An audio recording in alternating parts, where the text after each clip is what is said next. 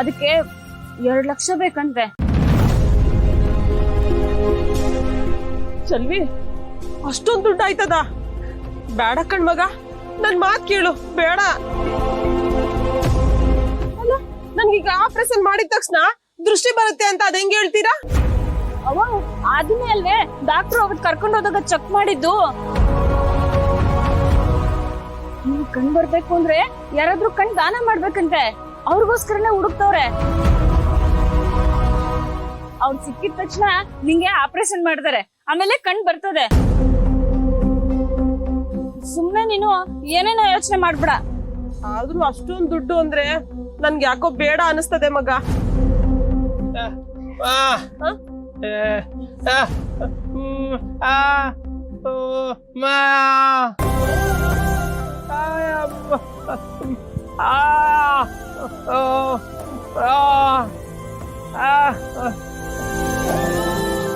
ಅಲ್ಲ ಚೆಲ್ವಿ, ನನ್ಗೆ ಕಣ್ಣು ಬರೆಸ್ಬೇಕು ಅಂತ ನೀವಿಬ್ರು ಯಾಕೆ ಇಷ್ಟ ಹಠ ಮಾಡ್ತಿದ್ದೀರಿ?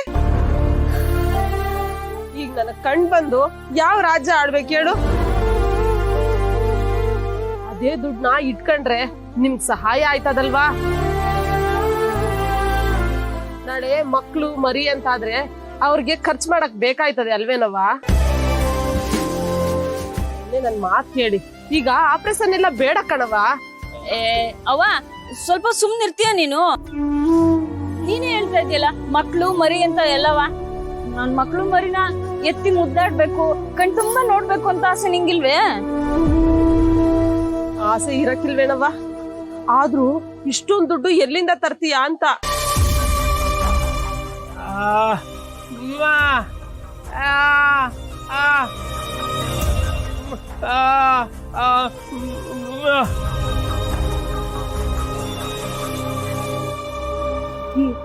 ಅವಂಗೆ ಮತ್ತೆ ಕಣ್ ಕಾಣಿಸ್ತದೆ ಅನ್ನೋದೇನೋ ಖುಷಿ ವಿಷಯನೇ.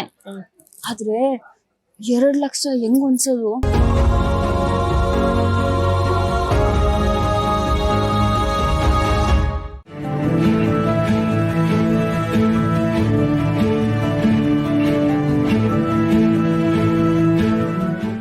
ಹರಿ, ಈ ತರ ಕೇಳ್ತೀನಿ ಅಂತ ತಪ್ಪು ತಿಳ್ಕೊಳ್ಬೇಡ. ಅಲ್ಲ, ಮಾವನ್ಗೆ ಅಷ್ಟೊಂದು ದುಡ್ಡಿನ ಅವಶ್ಯಕತೆ ಇದೆಯಾ? ಅದು ಈ ವಯಸ್ಸಲ್ಲೂ ನೈಟ್ ಡ್ಯೂಟಿ ಮಾಡೋ ಅಷ್ಟು? ಯಾರಿಗೆ ಗೊತ್ತಮ್ಮ, ಏನಾದರೂ ಹೇಳ್ಕೊಂಡ್ರೆ ತಾನೆ ಬಾಯ್ ಬಿಟ್ಟು ಗೊತ್ತಾಗೋದಕ್ಕೆ. ಅದು ನಿಜಾನೇ ಬಿಡು. ಮನೆಯವ್ರ ಹತ್ರನೇ ವಿಷಯ ಮುಚ್ಚಿಟ್ರೆ ನಮ್ಗೆ ಗೊತ್ತಾಗ್ಬೇಕು. ಇದು ಆಫೀಸಿಗೆ ಲೇಟ್ ಆಗ್ತಿಲ್ಲ ನಿಂಗೆ? ಇಲ್ಲ, ಪರ್ಮಿಷನ್ ಕೇಳಿದೀನಿ. 1-2 ಕೆಲಸ ಇದೆ, ಮುಗಿಸ್ಕೊಂಡು ಹೋಗ್ಬೇಕು. ಸರಿ. ಹರಿ, ಒಂದು ಹೆಲ್ಪ್ ಮಾಡ್ತೀಯಾ? ಹೇಳು. ಆಫೀಸ್ಗೆ ಆನ್ ದ ವೇ ಹೋಗ್ತಾನೆ ಇನ್ನೊಂದು ಅಂಗಡಿ ಇದೆ, ಅಡ್ರೆಸ್ಸು ಕೊಡ್ತೀನಿ, ಏನು ಕೆಲಸ ಅಂತಾನು ಹೇಳ್ತೀನಿ.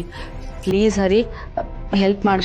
ಸಾರಿ, ನನಗೆ ಸಿಕ್ಕಾಪಟ್ಟೆ ಇಂಪಾರ್ಟೆಂಟ್ ಕೆಲಸ ಇದೆ, ಯಾರನ್ನ ಮೀಟ್ ಮಾಡಬೇಕು, ಅಲ್ಲಿಗೆ ಹೋಗ್ತಾ ಇದ್ದೀನಿ. That's okay, can understand.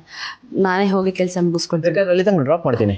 ಇಲ್ಲ, 1-2 ಕೆಲಸ ಇದೆ, ಎಲ್ಲ ಒಟ್ಟಿಗೆ ಮುಗಿಸ್ಕೊಂಡು ಹೋಗ್ತೀನಿ. Sure? Yeah, bye. Bye. Sorry. That's okay.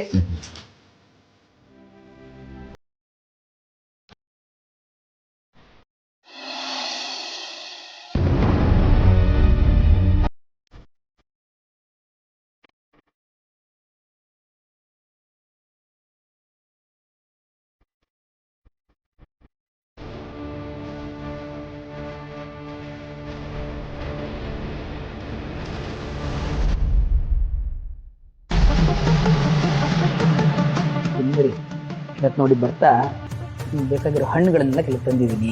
ಕೇಸರು ತುಂಬ ಒಳ್ಳೆ ಕ್ವಾಲಿಟಿ ಸಿಕ್ತು ಅಂತ ತರಿಸಿದ್ದೀನಿ ನೋಡಿ. ನೋಡೋ, ನಿನ್ನ ಗಂಡನ್ಗೆ ಹೇಳು ಕೇಸರಿ ತಂದು ಹಾಲು ಚೆನ್ನಾಗಿ ಕಲಿಸ್ಕೊಡಕ್ಕೆ ಹೇಳು. ನಾವಿಬ್ಬರು ಮಾತಾಡಿದ್ದನ್ನ ನಿಮ್ಮ ಯಜಮಾನ್ರು ಹಾಗೆ ಹೇಳ್ತಿದಾರ.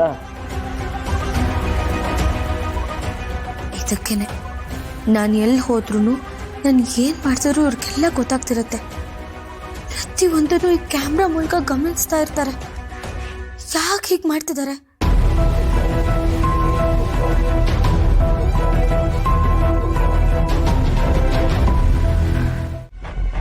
ಚಿಮ್ಮರಿ, ಅಬ್ಬಾ, ನೀವಾ? ಇಲ್ಲಿ ನಮ್ಮನ್ನು ಬಿಟ್ಟು ಇನ್ಯಾರಿದ್ದಾರೆ? ಅದು ಸರಿ ರೀ, ಈ ಮನೇಲಿ ನಾನು ನೀವು ಅಚ್ಚಿ ಬಿಟ್ರೆ ಇನ್ಯಾರು ಬರಕ್ಕೆ ಸಾಧ್ಯ? ಬಂದರೂ ನಿಮಗೆ ಗೊತ್ತಾಗುತ್ತಲ್ಲ.